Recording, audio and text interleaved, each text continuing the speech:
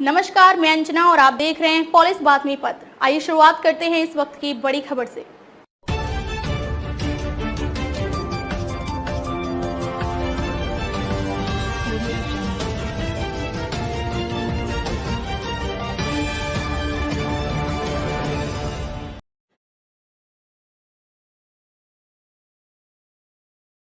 आज के समय में ज्यादातर मेट्रो सिटीज में रहने वाले लोग कोई भी महंगा सामान खरीदते हैं तो पूरा पैसा एक बार में देने की बजाय उसे ईएमआई पर ले लेते हैं।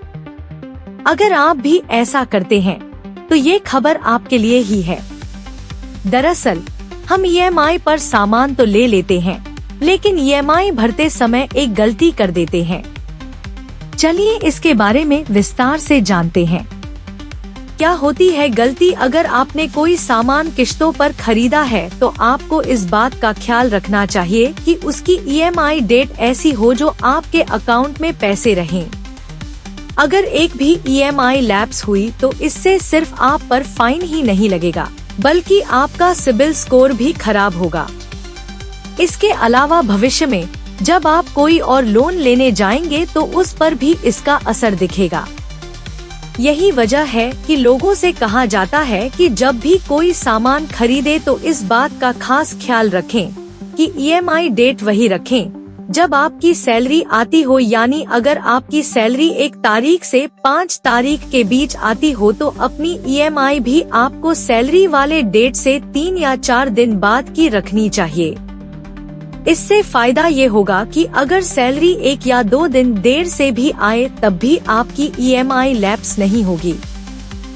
वहीं अगर आपने ईएमआई की डेट सैलरी वाली डेट से ज्यादा दूर कर दी तो हो सकता है कि आपके अकाउंट से पैसे खत्म हो जाएं और आपकी ईएमआई लैप्स हो जाए।